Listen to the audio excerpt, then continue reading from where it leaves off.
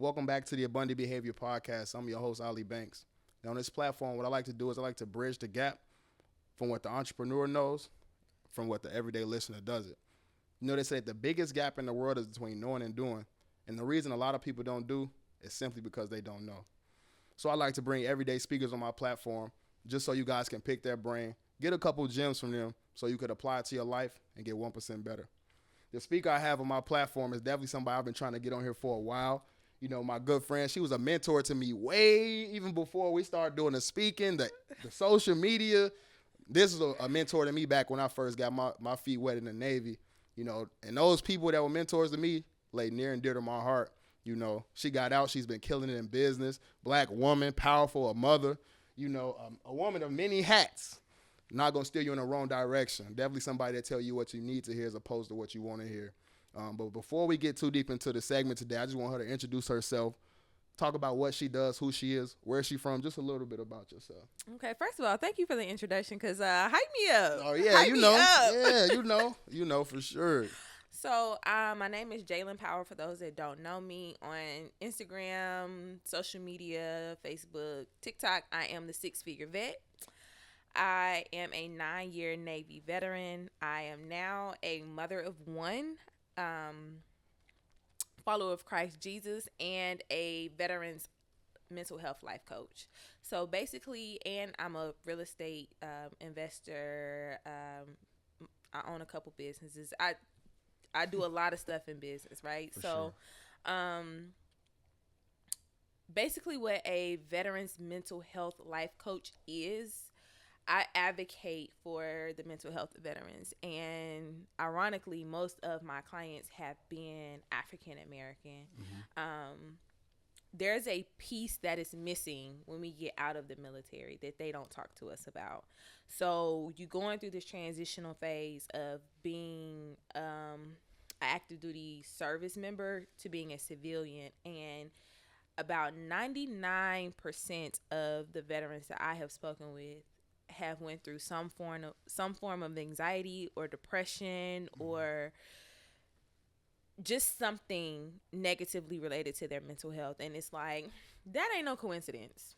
Right. Why is that happening to, okay, I could see like maybe 5 out of 15. Mm-hmm. That's still kind of high, but almost every single last one of them, that's OD, that's crazy. So mm-hmm. After going through it myself, I was just kind of like, yo, somebody need to do something about this. Exactly. Like, somebody needs to do something about this. And I was telling Ali before, we started taping. Originally, when I got out, I was in supply. I have 10 years of experience in supply chain management. And I hated it. And I got out, and I'm making all this money because right. That's what we focus on. We got, I need to make sure I can cover these bills and make this money, right. And I'd be good there. And I was making all this money, and I was miserable. Okay. And I'm like, what did I get out for? Right. It's the same thing. It's the same thing. Like, okay, now you're miserable and you got a little more money. Mm-hmm. So what's the point of being The money is still leading you. Yes, it's still leading me. And so I prayed and asked God. I was like, listen, if I got to be broke for a little while, at least let me be happy. Right. And he was like, I literally felt it in my spirit, him saying, yo, since you have decided not to lead with greed, I'm going to rock with you. Mm-hmm. And he led me to, starting my career change and going into the mental health field. And I've made more money and following my passion and just being obedient. So, yeah. Sure. So what was that conversation like with God when you originally, the thought popped in your head, like, I want to be that voice for the mental health for the vets. We don't have one, especially not somebody that looks like me. How was that conversation, and did you go back and forth with yourself? How was that? So this is the crazy part. So I had started life coaching. And I'm so pro-Black. I'm like, I'm going to do something to help Black people. For sure. Like, I know that healing Black people is a thing. My father was incarcerated, so I thought I was going to open up like a home or like some type of nonprofit for Black men to get reestablished into, society. Right. And then once I made my first 6 figures getting out the military, I went through this phase of like imposter syndrome. Like, girl, are you crazy? You done made 6 figures and don't ask for no more. Like, right. They gonna find out that you ain't really work this. So Okay. just keep calm. And so I was like, okay, well, I'm going to help Black women that are, first generation college graduates or, six-figure Breaking curses. owners, Mm-hmm. right? I'm going to help them deal with their imposter syndrome. But and I hired somebody. I mean, I spent a lot of money on getting somebody to help build this brand. And I could, creating content was like pulling hair. Like, I didn't know what to say. I didn't know, and the main thing for content creators, especially when you're new into that space, they ask you, what problem do you solve?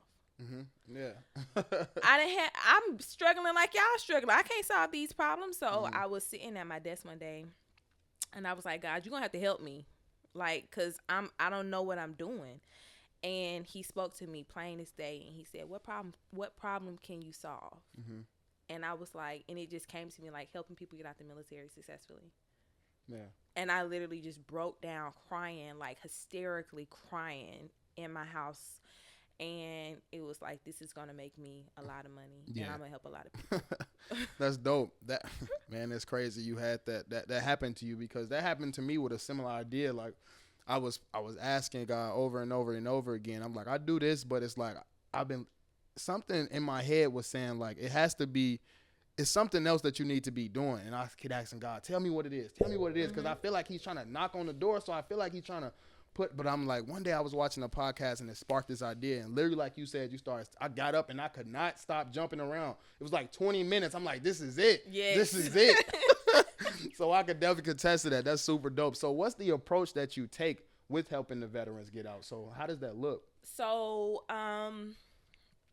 the first thing I have to attack when a veteran comes to me like, yo, I'm about to get out, I need help, is trying to get them to realize breaking the stigma around the money. Okay. Because it's always the first worry. Mm-hmm. It's like, okay, I can handle anything else if I got the money.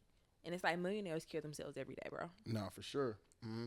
Like, you think anxiety care about how much money in your bank account? And that's where it's stemming from, the anxiety. So that's what you need to target. Because what a lot of veterans don't realize, and a lot of active duty service members don't realize, is you have compartmentalized and put away and pushed away so much trauma and normalized so much stuff from the military. Mm-hmm. Even if you ain't never been in like a combat zone, just day-to-day stuff. The work environment, hostility, how being people talk to you. How people talk to you. You think this is cool. Like, you think that's just how a work environment is. Exactly. And then putting on my psychology hat, the body is made to adapt to any environment, right? So you are in this hostile, high-paced, probably toxic environment. Your body has adapted to it.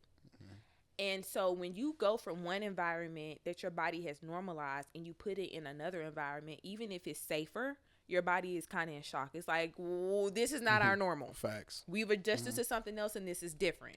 What you doing here?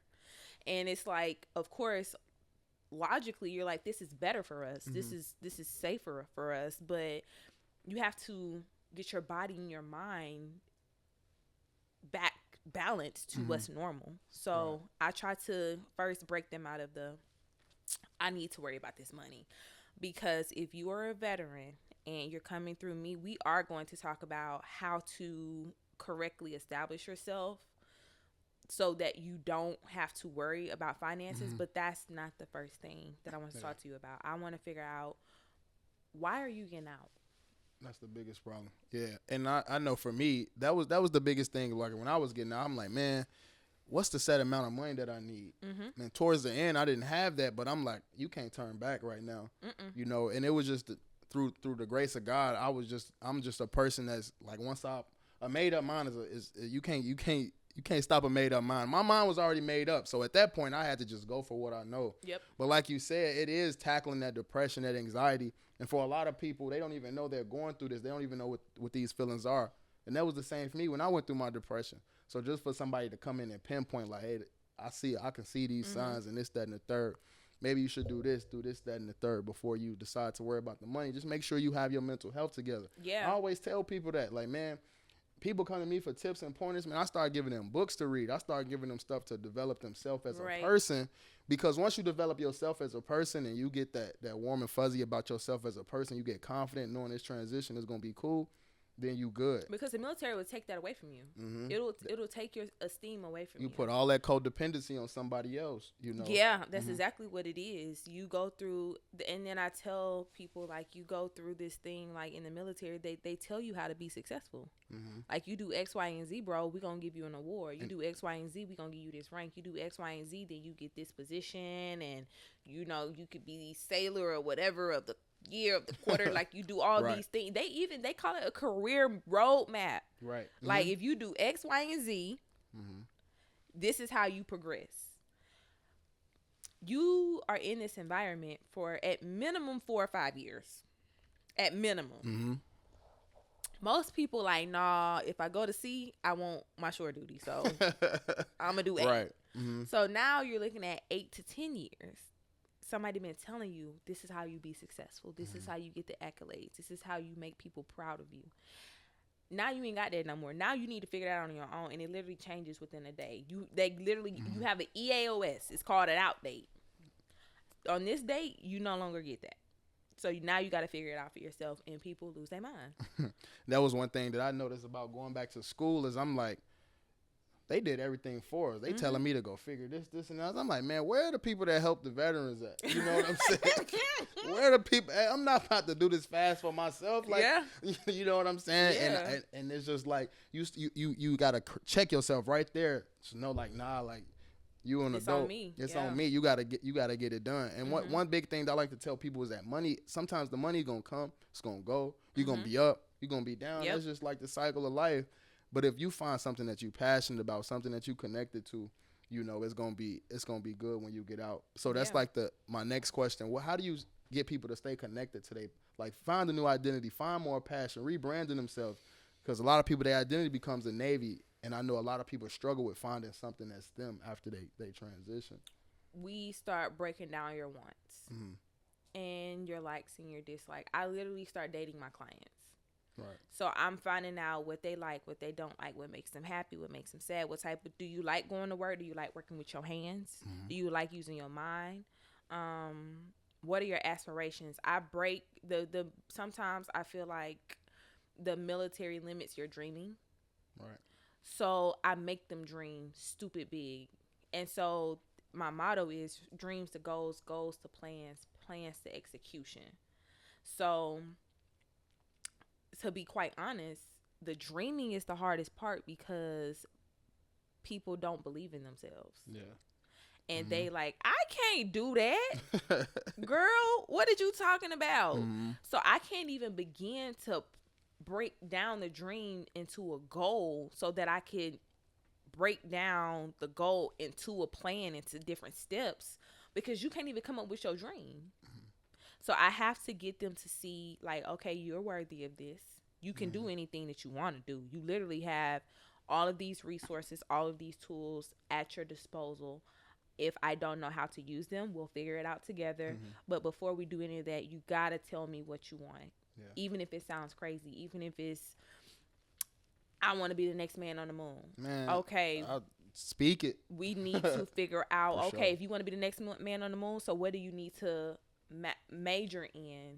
Is it some type of physics or chemistry? Like, if that's the dream, I can help get you there, but you have to believe in it. Yeah. Because if you don't believe in it, you're not going to want to execute the plan, because sometimes the plan is tedious. Right. The plan might include you going back to school for another 3 years.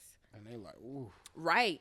They feel like everybody, this is what I want to tell people. You know, a lot of people feel like, oh, all my peers, they went to college, they got the degrees. I feel like I'm behind.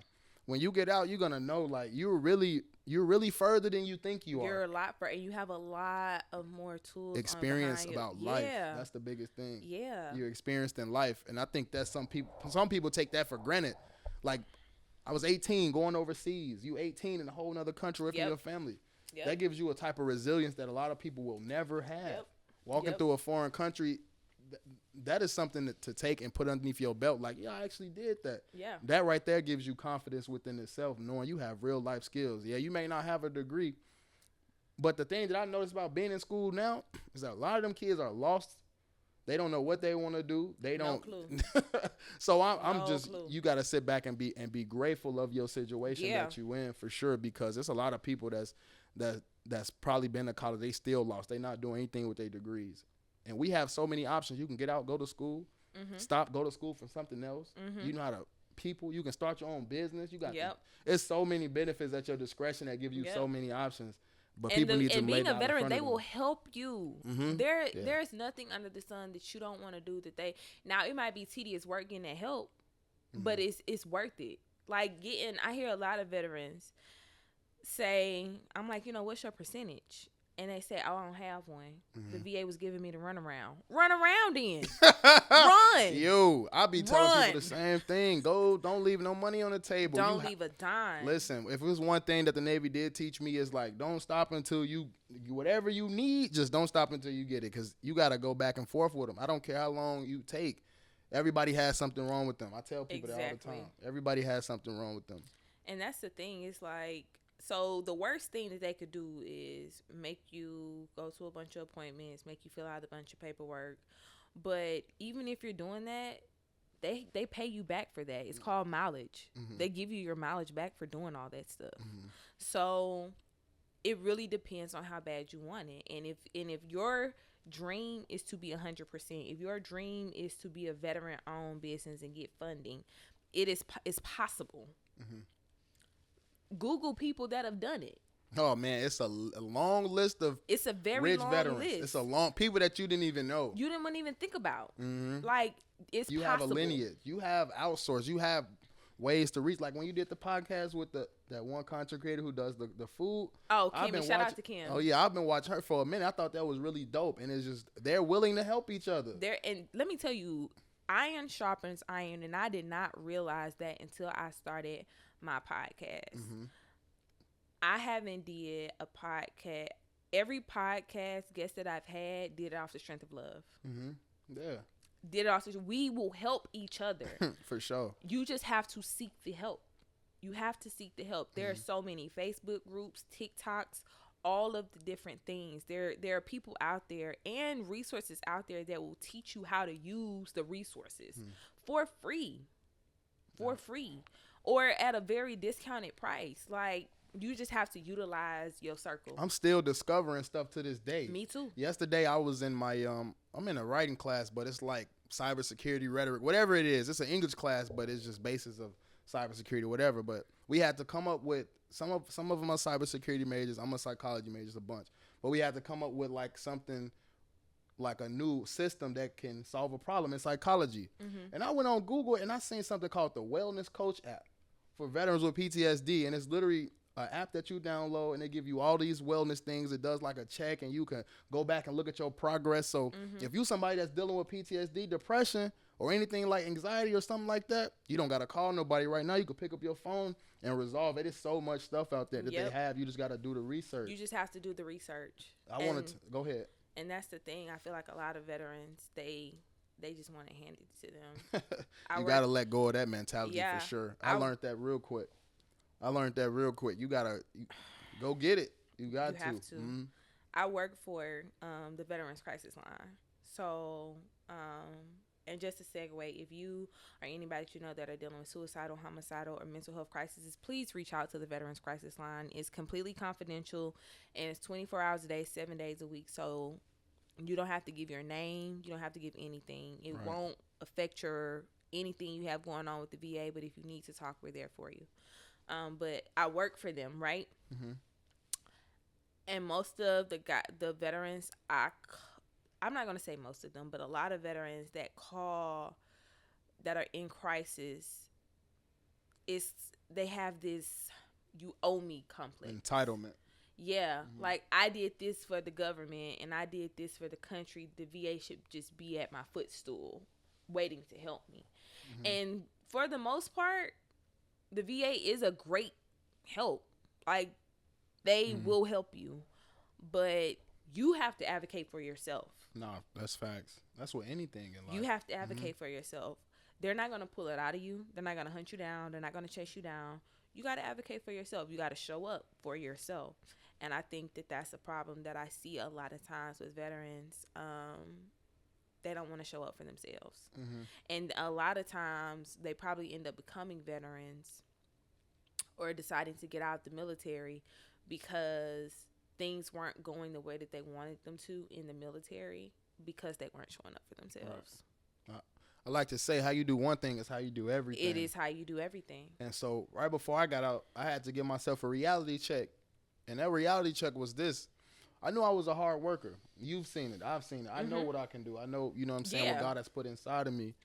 But on shore duty, man, I was just fed up. Yeah. But as I was transitioning, I got real lazy on this side. And I told myself, I was like, all right, you about to transition. Pick that tenacity back up. Right. Get back into the groove, because how you do one thing is how you do everything. Yep. I literally live by that. And how you view what you do determines how you do what you do. Mm-hmm. So if you getting out with that entitlement mindset, if you getting out thinking you're going to fail, if you getting out thinking everything is going to go wrong, that's exactly what's going to happen. Yep. You have to get out with the mind knowing everything is going to happen in my favor. God didn't bring you this far just to leave you right here. Just to fail you. Just to leave you right here. That's why I wanted to. One of my main goals for getting out was so that I can show people it was possible. Yeah. You know what I'm saying? You know so many people, I cannot count on my finger how many people hit me up for advice afterwards. These the same people that was looking at me like, man, crazy. Man, they used to ask me what my dreams was. I said, man, I'm about to get rich. I don't have I don't have no plan. Me and God, we locked in. Yeah, and for so real. man, they like, this man crazy, man. I remember I seen my senior chief at 5 and below, maybe a year later. He was like, you out? I was like, yeah. He's like, man, I didn't even believe you was going to get out. I said, I don't know why you didn't believe that. I was so serious. And you the got to thing be is, really when you're good in the military, because you are good. Yeah, you like, good at your it's job. easy. It's easy. It was simple. You know, I tell people that it transition. You go hard over here. It's success principles relate to everything. You either gonna be successful, you fail. It's nothing in the middle. Yep. You know what I'm saying? So it definitely you need to be able to apply your core principle and your core values to any situation that you in, to your relationships, to your goals personally and professionally. Your core values you should be able to apply to every aspect of your life, whether that's keeping God first, having integrity, giving something 100%. And I think that's where people need to be more realistic with themselves, because they might be giving 100% or trusting God in one area or having integrity in one area, and then it's thriving, but they might not be doing it in another area, and that area isn't as green as they want it to be, but they want to be like, well, I'm doing it here, so it should convert over. No, you have to spread that wealth equally. Be intentional about it. You need to be intentional about every aspect of your life. And it goes back to that feeling of entitlement. Like, sometimes we aren't as intentional with certain areas of our lives as we should be, and it reflects. The results gonna show. The whatever fruit falls from the tree, that's a product of you, bro. So you know, sometimes that's a bitter thing to take in, but it's true. You know, it's true. Yeah, they say whatever you was thinking about, your life that you have today is nothing but the thoughts and the words that you spoke a year prior. So whatever you thinking about right now, that's going to be your life in the next year, man. Yep. So I always try to speak positive. I don't care what it is. You know, life and death is in the power of the tongue. I always speak positive when I'm speaking about myself. Yeah. Anybody around me, nah, I don't want to hear you talking like that. That's how I am, you know. Yeah. My little brother just joined the Air Force, my god brother, and he calling me, you know what I'm saying, man, I don't want to stay in for 8. I just want to get what I got. I said, bro, you got time, relax. Yeah. He said, I don't know, man. I said, how you stressing already? Breathe. Man, relax. Just breathe. You know, and so it is like just this thing where, because when you in the military, they give you this, man, we up here and everybody else down here type of thing. Yeah. That's how it makes. So even now at that the airport. Man, you man, I remember when I went, they told me I had to pay for a bag. Man, I almost snapped in that airport. I said, man, I said, I ain't never flying United. I'm a disabled veteran. He said, well, are you active duty? Yeah, he hit me with that. I mean, I tried to pull it. I was going through my pockets knowing they had no card in that pocket. I'm trying to, you sure, man, you need to see it? No, I'm serious, buddy. Yeah, I do. Yeah, so it's definitely a transition, and you have to, so how long do you think people should start that transition? You know, a lot of people like, man, should I start a year, 6 months? When should they start? Like, when should they know, like, I'm getting out? When should they know this? Realistically, I feel like 1 year. Okay. 1 year. I didn't do that, but it should be 1 year. And the reason why I say 1 year is because now they have this program where you can start working on your disability like 8 months in advance. So 4 months before that. Are you referring to the BDD program? The BDD program, okay, yes. Sure. So, which is an amazing program. A lot of people are relying on, which is not a good idea, but they're kind of thinking that they're going to get disability, and so if you know that you have something wrong with you and that you want to claim it as a disability, you need to start working on that immediately, because back pay or whatever, but back pay don't feed you now. Right. So that waiting period can be extensive. It could be extremely extensive. So I say 1 year, so you can start working on that. Also, the Navy, the military has different programs like what is it called? Where you could start working like the skill bridge. Skill bridge. Skill bridge is another really internship. Good internship. Figuring out what you want to do, and the big thing is I have veterans that come to me that have been out 1 year, 2 years, 3 years, up to like 5 years, and then they want to do those things, which I can still help you, but it's easier.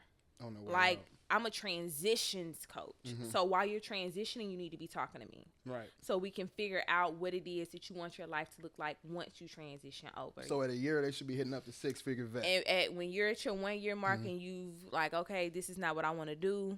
Anywhere between 6 months to a year, you need to be contacting me. So you can figure out, okay, do I want to stay in the same career field? Do I want to stay in the same city?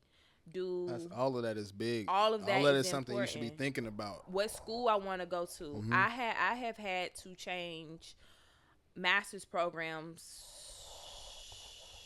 twice since I got out of the military, and it was things that I could have researched before. So knowing, okay, this is what I need, this is where I want to go to school at, this is what I want to major in, but not only is this is what I want to major in, making sure that the location that I choose offers my career field or my degree plan, right? So all of those things are something to consider. If you got kids, if you got a spouse, we're going to break all of that down. So, getting out already is a stressor, and then you have your everyday life stressors. So you don't want to wait until you 3 or 4 months out, or when you're about to take terminal leave and you're trying to figure all this stuff out, because it's gonna be overwhelming. Yeah, people always come to me because I had a video go viral on TikTok about the BDD program, so a lot of people come to me, and I'm like, don't come to me after you've already done everything, because it's kind of hard to. You can go back and fix it, but like you were saying, it's easier to start it right as you're getting out. It's always easier. Yeah. And the sooner the better. Like I did the BDD program just to give you guys like how it actually works. I was still in the military, so like my last month we did all my appointments. So my last month I did all my appointments was done. I know people that did their disability when they got out, and they was doing appointments up to like 6 months, just like spread out. Yep. So they prioritize the active duty members over the veterans for whatever reason, and they'll tell you that. We prioritize the people that's getting out over the people that's already been out. Yep. So that's already like, okay, now I'm ahead of the people that's getting out. So now I know, boom. Okay, cool. While I was waiting on that, I was saving up my money, have an amount in your head that you think would be comfortable for you. And let me interject right there. I'm sorry, Ali. So the way to decide your get out number, right? Your get out number, you take all of your expenses, your core expenses. So all the way down to your gas money. Figure out how much that is. Your rent or your mortgage, light bill, kids' tuition, your groceries. Take that number and multiply it by 3 or 6. And that's the number that you need to get out. Yeah. Now, is it still possible for you to get out without that number? It is. I did it.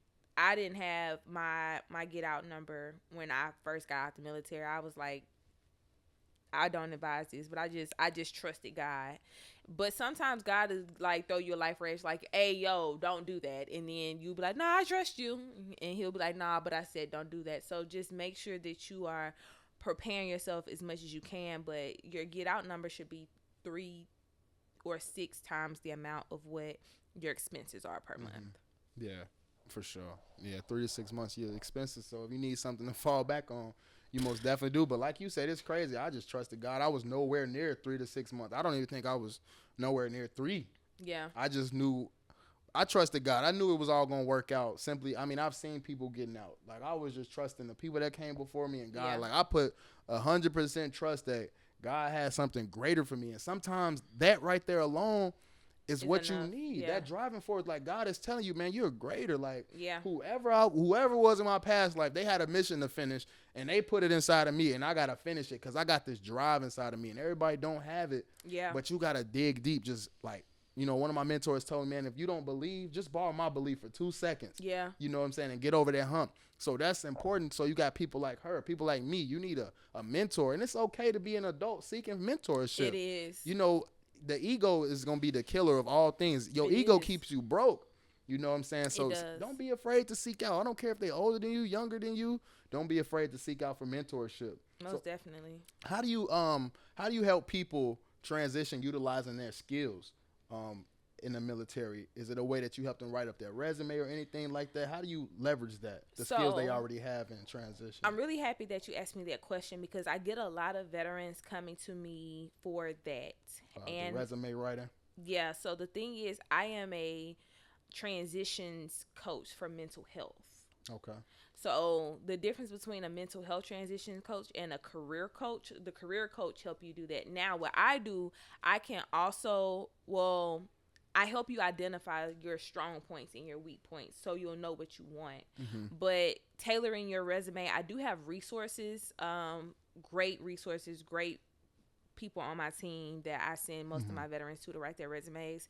But I am more concerned about the mental health of the veteran. But to answer your question, how I do that is figuring out, like I said before, I date my clients. I figure out what you want. I figure out what it is that you're good at, the things that you're not good at, the things that actually made you want to leave the military.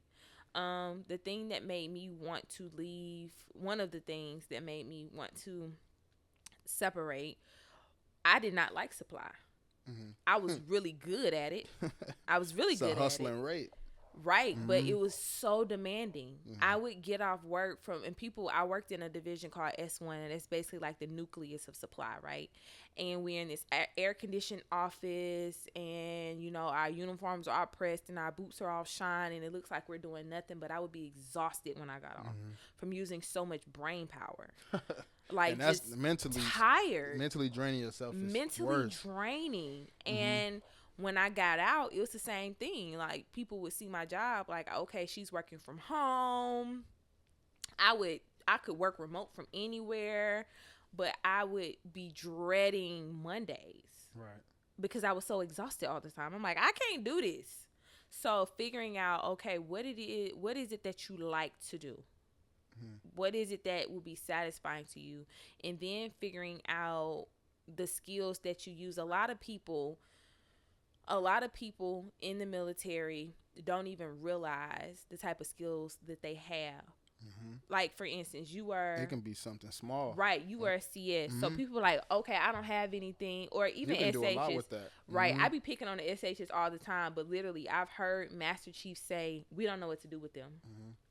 Like, because the rate is basically like, you know, stacking the ship store up or doing hotel services. So how do you convert that over when you get out?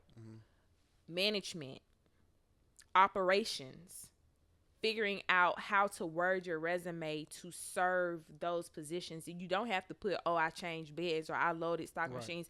I oversaw X amount of people distributing consumer good products that costed that value over $2.5 million. That sounds a lot better than I stacked vending machines. Yeah, no, for sure. Yeah. So knowing how to word what you did. So tell me all the things that you did. I'm going to get all the things that you did. And then I'm going to sit you down and I'm going to show you, okay, this is what you feel like you did, but this is the skill that it actually possessed. Okay, so this was your actual job, but this is what you would be doing in the civilian world as a transition over. So just basically helping them realize, like, you did a lot, especially like if you're E4, E5, that's leadership, that's manager roles. So that's anything in the civilian world, 5 to 7 years is senior positions almost. Yeah. So, or mid-level positions. You don't have to start somewhere at the entry level because it's a new role. And another thing I want to tell the veterans on here, and I'm telling y'all this because I care about you. Lie on those resumes. Give them the game. Lie on your resume. And I know that don't sound good, but they're going to retrain you. They're going to train you. Every job that I've had, their processes are different. They have a different SOP. They have a different standard operating procedure for each company. Thank you for doing your work over there, but this is how I like it done over here. Got you. Mm-hmm. So take your resume. If you see a position like, okay, I did supply chain management in the military. I wanted to get into program analyst work. I looked up jobs that were program analysts on LinkedIn, on Indeed, on all these career builders. I pulled those job descriptions. I tailored my resume to those job descriptions. That's crazy. Just the things you've done, just make sure you worded it correctly. And I worded them correctly, and I submitted my resume, and I got jobs that way.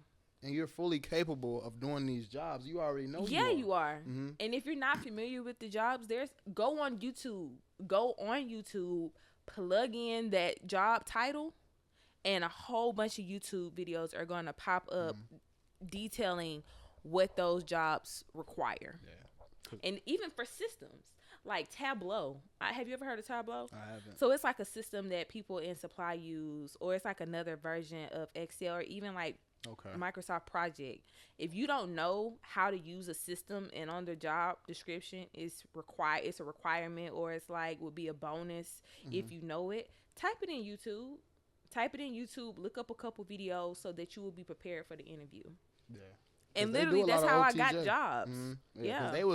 I was getting positions to just go oversee restaurants out here and everything. Just go in, make sure that all the sanitation is correct. And it's just off just the resume. I was an E5, and you would think, oh man, you must need to be an E8 to get a position like that. No, you don't. They trying to hire but this is not work that I wanted to do, but these is options that I had at my discretion. This is fresh out of the Navy. Yeah. And it's just off Indeed. You know, I went to somebody, and I can put her referral down there too, somebody that helped me drop my resume as well. Yeah. And the resume was cool. You know, it's getting jobs everywhere. There's so many options out there.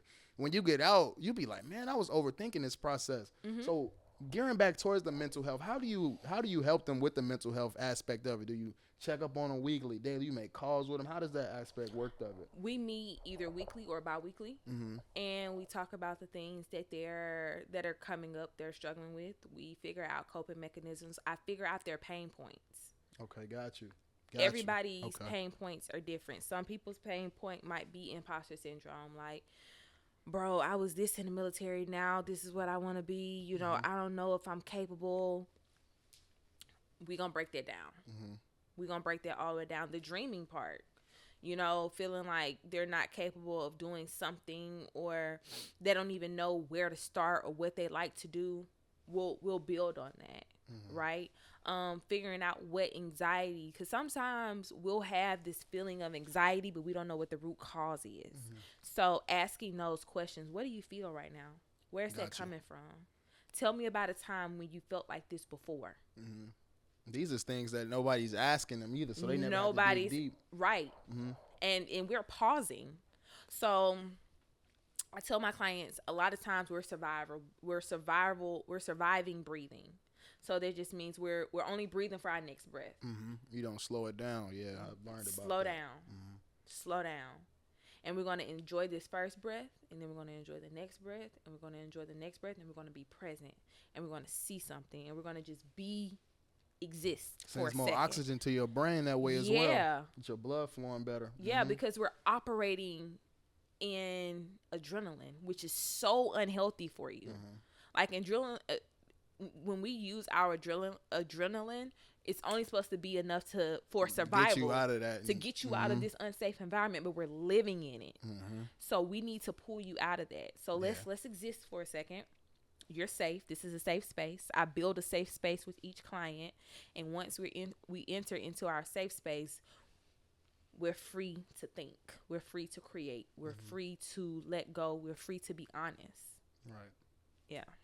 That's super dope. That's super dope, and it's not a lot of people doing that. Yeah. Not a lot of people helping people through that. This is all of these things that you giving them the pen. This is all stuff that I learned on my own. Like, why am I feeling like this? But I have the self-awareness to dig deep in myself and know, like, you got to change some stuff around Yeah. you. But that came from my prep work. Like, I started prepping, like, 3 years. When I first got to Short, I was like, I'm getting out what I got to do. You know, it was up and down, but Yeah. like you said, that last year I was on it. Yeah. I was on it, and I was present in myself. And one thing that advice I can give you guys is knowing when to choose yourself. You know, in them last 3 months, they're gonna try to get every last piece of work out of you that they can. Choose yourself in them last 3 months. I don't care how rebellious you have to be. That is okay. Who cares? You about to leave anyway. Yep. And put your pride to the side. Who cares? When you going to medical, put your pride. Them people don't know you. Boy, and you ain't gonna never see them again. Man, boy, you better go for what you know. You better let them know the pain that you're in. You heard it on this platform here first, man. Go for what you know. And the extent of your suffering. You need to let them know, and you don't leave out no details. Yep. Now, I'm not telling you to lie. Right. But I'm telling you to be very descriptive when you talk about your pain. Be very, very descriptive. Because whatever you tell them, that's what they're going to go with. I've had a lot of people come to me like, man, my feet messed up or this. And I tried to, what did you tell them? Yeah. In an appointment, how are you it wasn't that bad that day. See, and that's what they're going to go for. But right. you know, every other day is excruciating. Every other day you dealing with this. Let them know, like, you have to be very, because their job is to try to rush these appointments to get you out of it. Their job is not to be your friend. Their job is, they're not trying to pay you. So you have to make sure you're getting everything out. Like, during my mental health appointment, he was trying to rush me through it. Like, nah, slow down, buddy. I'm trying to tell you, slow down. Slow down. You know what I'm saying? Really be in them appointments. And I would tell them about my absolute worst days. You know, please. Because you the one that have to deal with this when you get out. Nobody else is going to deal with it for you. And let me tell you, I didn't go through, like, the appeals process. So, and that's another thing. If you're watching and you plan on coming to me for services, I didn't go through an appeals process. Mm-hmm. So I can't direct you through that. I have a lot of veterans coming to me to get help with their disability. That's not my specialty, guys. I'm so sorry. That's not my specialty. You may hear me and Ollie talk about being disabled veterans on our platforms, but that's not our specialty. I don't know how to file a claim. Okay. A lot of people are coming to me before they go to the VA. I'm like, I'm like, the VA. You gotta be you gotta be willing to do the work yourself. You know, I'm definitely willing to help you and assist you, but you gotta do the work yourself. That's the big, do the work yourself, knowing you gotta put on these big boy pants and take that, you know what I'm saying, that camo uniform off and come into the civilian world. Get ready.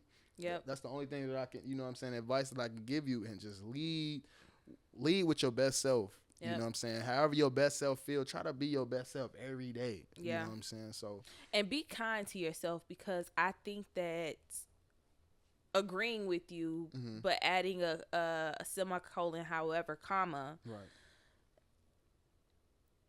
I think that, and we was just talking about this. So a lot of times we feel like we're supposed to be champions every single day. Yeah, that's facts. Yeah. Mm-hmm. Be kind to yourself, because there are going to be some unproductive days. You are getting out of the military, and a lot of the stuff that you have buried or that you haven't acknowledged, whether it be missing a funeral from a close family member to having somebody disrespect you and you just had to take it on the chin. All of these feelings might reappear, and it might not appear as they came, but the feelings might come up. So you might be dealing with grief, and you like, why am I sad today? Why am I feeling depressed today? Why am I angry today? Why I feel like everybody trying to try me today? What is wrong? It's all those, because now you're in a space where you don't have to survive and make it to the next moment. You're in a space of calmness, so all those feelings are coming back up. So be kind and gentle with yourself when dealing with those things. Yeah, no, you do gotta take some time for yourself as well when you first get out. I know I did. It was like a month. If you don't have the finances to do so, you know what I'm saying? I did the BDD program and I was pretty set up, but I took some time off from everything. Yeah. Whatever it was, I just chilled. Now you can't get stuck in that, so don't do that. But I did take a mental break from everything. And I was think just that's so really happy to like successfully transition out that I was just like, man, well, let me take a breather to myself. Because it's a process. Transitioning out is not. People think that the transitioning out phase is okay. I'm in the military. I'm getting out the military. Now I'm a civilian. And where in this did my life become so discombobulated? Mm-hmm. You need to take time to breathe. I didn't do that, right? I was and I should have. I advise everybody, even if it's just a month, even if it's just like a couple weeks, take time to breathe. Mm-hmm. Like they're gonna beat you up. They're gonna try to make you feel like you don't deserve your disability. They're gonna try to make you you're getting it. The people that are in the military, they ain't never got out. Mm-hmm. So they not gonna be that supportive. They're not, man. They can only do so much. They can only do so much. But I mean, they're not masters of that craft because they're still in. Yeah, nobody in is gonna be able to tell you anything about being out for real. No, they've experienced it, but they haven't. You know what I'm saying? They haven't. You might even get some people to say, "I believe in you," but I ain't never did that before. You know, it's just the unknown. Yeah, it's really unknown. So it's a lot of the things. It's kind of like having a kid, right? You can talk to somebody and, and take parenting classes and do all the things, but until you have a kid for yourself, you really don't understand about being a parent. It's the same thing about transitioning out, going from active duty member to a veteran. Like, you have to make that plunge. You have to understand what it feels like to take that uniform off and no longer identify with being active duty, to understand some of the challenges that you're going to face. And I don't care how much you plan, and this is not to scare anybody, but no matter how much you plan, how great your success-proof plan is what I call it, you're going to go through some phases of awkwardness and cold feet. Like, are you sure you're doing the right thing? No, for sure. I went through it. This will become your identity for the past 18 years or 4 years. That's what you used to doing. You don't know how to operate on here. And then when you get out, you got to think you spend more time in than you have out. So you got to figure this out again. Especially in your adult years. I came into the Navy at 18. I didn't have a job before the Navy. I was playing sports. So the Navy was my first job ever. So getting out, I'm like, all right, well, now it's time for you to do the big boy thing, do the real life thing. Yeah. I was just connected with so many mentors, like I said. Men that had already gotten out, men that was doing great things, men that was making money on the outside. Right. That I just had somebody to go to for that, So you need a mentor. Don't try to do the transition on your own. No. And for people that got families, big families too, because a lot of people, they be like, man, I understand. But just know, are you going to stay in and be away from your family all this time, or are you going to take that uncomfortable 3 months to transition out and be with them forever? You got to think about it. The reason why you stand in, and the reason why you stand connected to that depression, you stand connected to that anxiety from that job, to take care of your family, that should be a driving force to get out. Because if you're not 100%, you can't take care of your family 100% at all. I try to tell people that. Yeah. And just know, this is not an advocation for people to leave the military. No, not at all. This is for the people that want to. But everybody has to. Yeah, at some point. At some point, you got to get out. It's not a job where you could stay until you leave here, right? You have to get out. They have a time cap on how long you can be in. So these principles don't just apply for those that decide, okay, 4 years was enough or 8 years was enough. The things that we're telling you, you could do. One of my clients was a retiree having these same issues. A chief. I'm going through identity crisis. I'm worried about money. And he was going to get disability. He was going to get retirement. I'm worried about this. I'm worried about that. Do I want to switch career fields? This is all I've known. Do I want to do something different? It doesn't matter how long you've been in. You're going to end up having to get out. You're going to end up having to retire. And these issues are not going to change. You're going to have to face them. Yeah. One thing that I can tell, man, don't talk to so many people that's saying about it, because I had a senior chief come to me, and she's like, oh, I'm gonna just stay in, I make about $8 or $9 grand, you know what I'm saying, whatever, and I'll never find something that can make that much. I said, in my head, I'm like, are you crazy? Yeah. You know, there's people that's making 100K in 1 month, Yeah. having 100K days from online stores. I said, come on, man. What were you even talking about? Yeah. You got to talk to people talk to the right people, please. That's important. Faith comes from hearing. You got to talk to the right people. Talk to the people that's successful. Talk to somebody hey, I don't want to get no advice from nobody that tomorrow we had to switch lives, I wouldn't want to do it. You know, the morals, the principles, the value, the way that they live in, everything has to line up when you're talking about, you know what I'm saying, getting advice from somebody for sure. And especially when it comes to getting out, man. Because people are trying to talk you to stay in, put their limits on you, their beliefs, you know what I'm saying, put all that on you, you know what I'm saying. So just stand to yourself. Stand true to yourself and your word that you made to yourself. Man, what? And it's funny that you say that because God literally just told me, look up the definition of future. The definition, the Webster's definition of future is the time or a period of time following the moment of speaking or writing. Yep. Time regarded as still to come. We literally speak or write our futures. Like you have to speak, like Ali was saying, that positivity, what you want. If you say, man, I'm gonna get out, it's probably gonna be a little hard, it's gonna be challenging, I'm gonna have no money. That's what your future gonna be like. That's what it's gonna be like. And I'm not saying that even if you speak positively that hard times won't come, because they will. But you have to have your faith in check, but you also have to have your words in check. Speak positively over your life. And make sure that the things that you're speaking over yourself align with what you want for yourself. Because a lot of times when you speak in negative, you're going to do it. All that's going to be drawn to you is these negative emotions. When you thinking positive and you feeling positive, when something come your way, you like, oh, man, let me rock that off. I'm having too good of a day to even think about that. Yeah. You know, and one thing that saved my life, and this is the biggest, man, the gym. I don't know who you are listening to this or what your relationship is with the gym or working out, man. Changing my health, it changed everything for me. Yeah. Eating better changed everything for me. You know what I'm saying?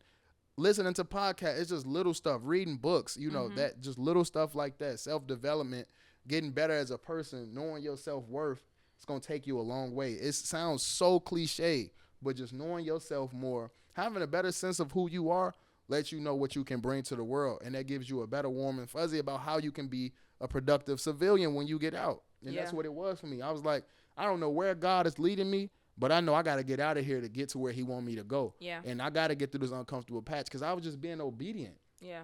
To the things I said, to the seeds he planted. You know, they says, write it down, make it plain so those who see it can run to it. Yeah. You got to write it down. Please write your goals down. Whatever you want to see, speak it, write it, and then put that little action towards it. Everything going to start to come back to you full fold. And I just want to take a moment to really give you your flowers, Ollie, because I have, even though he tried to make me sound like I was old. Who old? Talking about, she was my mentor a long time ago. Man, that is a congratulations to her. You know, she not that much older than me, but was a mentor to me. It ain't got nothing to do with old age. It's just saying, like, you know what I'm saying, how long we've been rocking. You know what I'm saying? It's been like how long years. she's been seeing, like, people can see stuff in you don't see in yourself. Yeah. That person they saw in me, I didn't really see it, but I'm just looking at them like, them some successful black people. You know what I'm saying? Yeah. Something that I've always noticed and I've always admired about you is your discipline to your future. Yeah, no. Facts. Like, if you saw something and you wanted something, you would lock in. Like, okay, this is what I need to change. And it would just be like an overnight change. Like, okay, so I need to tweak this about myself. I need to tweak this about my daily habits so that I can achieve what I'm going after. And those are the characteristics going to make you that millionaire, because I know you're going to become one. That's not a thing. You too. But I appreciate that. You are so disciplined. Yeah. And let me just get this black man his flowers, y'all. So the other day I had called Ali for something, and I was being a distraction. The devil was using me. I was being a distraction. And Ali was like, nah, I'm cool. I'm fasting from all of that so I can become a husband and I can become a millionaire. Yeah, for sure. I was so serious. Right. We going on like day 31 for sure, yeah. But that's so cold to me, because I feel like we as a generation we want the microwave success because we see the highlights. Yeah. Like, oh, okay, they acquired this in that amount of time. That ain't really that long, so I should be able to do it this amount of time. Or if they my age and they have that, that's what I should have. Yeah. Not seeing the work, not seeing the discipline, not seeing the sacrifice that goes into acquiring those things. So sure. I see your sacrifice. I see your discipline. So when your fruits start to drop, like, it's going to be so deserved. Because I'm watching the investment, like, in real time. I thank you for that. You know, it took a lot for me to get to where I am. It took, you know what I'm saying, it took going through, you know what I'm saying, a lot of dating and a lot of just doing what I wasn't supposed to sit back and, like, reflect, like, all right, you got to change something. What is it? Everybody knows that one thing that's holding them back, that they holding on to. Mm-hmm. It's that one thing that when you pray, you don't really speak to God about it because you don't really want to let it go just yet. It's like that last thing. I ain't ready to be delivered over that You kind of throw that in there at the end, like, God, take it with me. Amen. It was one of those things, you know. And I was just watching over and over again. I just watched successful black men and the things they talk about, you know, how they woman could pour into their dreams and double that dream, or the person that stayed faithful to one woman. It talks about the law of transmutation in the ways of a superior man, how that urges and that energy you have to transmute to a woman, you can take it and you put it over here in your business and it'll make it that much faster. Yeah. You know, and so just reading and being more insightful about what the people did before me, I'm like, all right, let me try for myself because I fast all the time, you know, and I'm always looking for ways to be more disciplined. I'm always looking for ways to do what the next man isn't. And that's been my driving force forever. Like, even when I was in high school, anybody that's watching this can contest to it. All of my friends smoked weed. I never did it. Never. I don't know why. I couldn't tell you why. I just knew that it was a bunch of people doing that, and I did not want to do that. Yeah. A lot of my friends was joining the going to college. I'm like, I really don't want to go to college. I'm gonna go to the military. Yeah. And then I started to realize, like, your spirit is really rebellious, and your spirit is always like, go do your own thing. Yeah. So I honed in on that. If you got a bunch of men going over there doing this, I'm gonna just go over here and do this. Yeah. You know what I'm saying? That's That's what a difference lies in the people that go their own way. So I always try to figure out, all right, and it feels great. Like, it feels great going through it. It's less stress. You can focus. You know, I got a son. He in school. I'm in school. I just got too much to worry about, you know, and it just brings too much extra stress. And I'm really serious about, you know what I'm saying, getting to that next level in my life. So I had to, like, buckle down. And, you know, some days you feel like, oh, man. But you got to stay in prayer, stay connected to God, and then he going to get you through those days where you feel like you wasn't going to make it through. You know, you send me the text, and then back of my head, I'm like, all right, cool. It stroke your ego a little bit. Right. Oh, I'm the man, like I thought I was, you know. But then you see, see, that's the temptation of the flesh. Lord, your forgive me. spirit. Nah, it's to tell your disciple. Oh, man, that's so funny that you said that, man, because that happens all the time. So whenever you try to go one way, something is always going to try to pull you back. Right. You know, and it can be through a friend. It can be through a loved one. Don't think that temptation has to come from an enemy. Temptation can be from a friend who not really even intentionally trying to tempt you. You know, but you know what you're trying to do, and you know, like, stay around people who respect that too. That's one thing that I can tell you. When you telling your friends, like, man, I ain't drinking, and they like, bro, you lame, bro. Right, yeah. I'm not drinking right now, man. Like, come on, man, just one shot. I need people that if I speak my discipline, they proud of me. Like, that's dope. Yeah, that's good hard. stuff. Like, I applaud you for that. I couldn't do it, but hey, I'm gonna leave y'all alone. And then don't tempt you with it. Yeah, nah. You gotta, cause man, but you gotta watch people like that too. A lot of people around you, man, they like. A lot of people test you on purpose too when it comes to your discipline. They're like, man, you ain't serious. Yeah. You know what I'm saying? And that's one reason why I stay so locked in too, because I know it's people out here that don't want me to seem so serious. It's people that really don't want me to get to it's people watching. It's people that, you know what I'm saying, they claim they rooting for me, but it's a lot of people like, man, he's still going? Yeah. There's a lot of people looked up like, man, you got 3 seasons? Yeah. Bro, yes. Yeah. You know what I'm saying? I've been going crazy just trying to. The more disciplined you are, the more crazier you look. Yeah, I fell in love with just staying consistent, and that was the thing. That's beautiful. Just fell in love with just like putting another episode out. Yeah. I fell in love with that, and so it's been a difference maker for sure. Yeah. I think connected. that's the hardest thing to do is fall in love with being consistent. Consistency is the thing that breaks you from success. Yeah.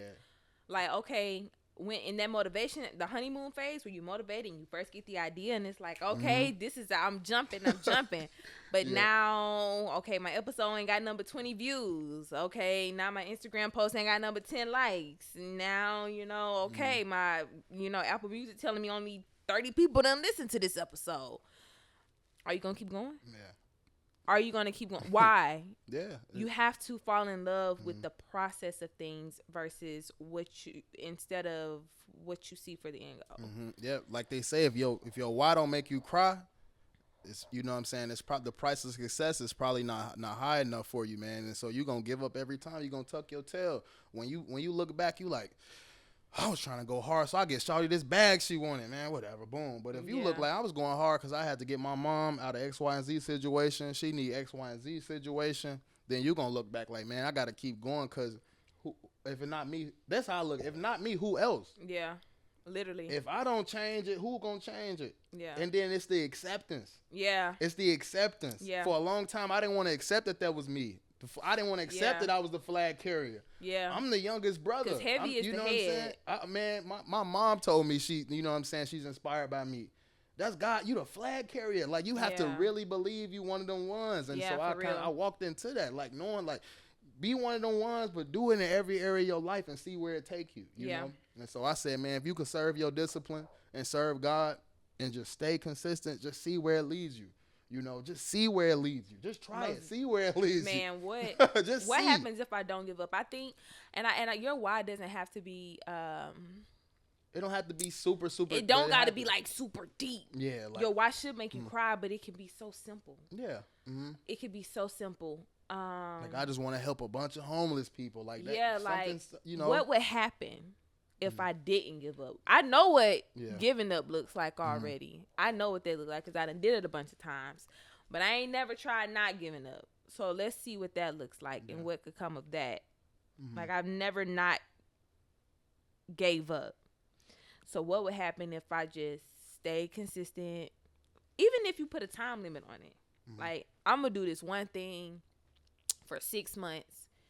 And see what the results look like at the end, because we give up once we fall out of love with it. What drives me too is the fact that, like, I'm grown, right? Yeah.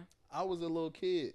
I'm up watching my mother, but our kids are gonna grow up. Yeah. Now we have all this content. Even if what you doing don't really go far, when you in the ground, man, your great grandkids can go back to a Bunny Behavior podcast. This is my granddad. He was talking about this, and that. Yeah. It's a legacy in itself. Yeah. You know what I'm just go hard so that when it's the legacy you leave, and this not for me at all. Yeah. This is because when you start to really, really research and you start to really think, like the pyramids in Egypt, how long it took for them to be built, and they there today, and you got people today.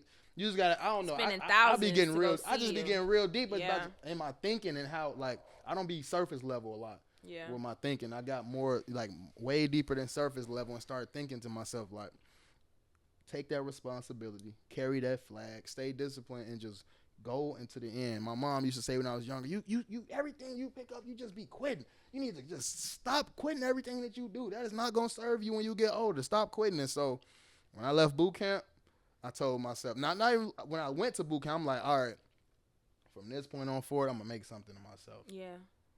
Like, you know what I'm saying? I bullshitted in school, barely passed just to play the sports in school. Yeah. I really, you know what I'm saying? I could apply wasn't really applying myself. Yeah. I didn't really, but I knew, like, all right, cool. I can take this, have a fresh start, and make something of myself. Yeah. And so from that point on forward, it's been 10 years? So. Yeah. So that was my vow to myself. I didn't really, at the time, I didn't know how I was going to do it. I didn't know what. I thought the Navy was going to be that lane forever. But God started pouring little seeds into me. He had start letting me meet people, and I had to run with it. Yeah. I didn't know how I was gonna push the photography. I didn't really know. I just knew, like, I was so talented and so gifted and so blessed. I picked up a camera. A month later, I was making money with it. Yeah. This is me at not even knowing what I'm doing. I'm I like doing this, fun. Yeah. So I'm like, all right, this gotta be that purpose and passion God been talking about. This gotta be that. Once you experience it for that first time, it's like, it's this what y'all be.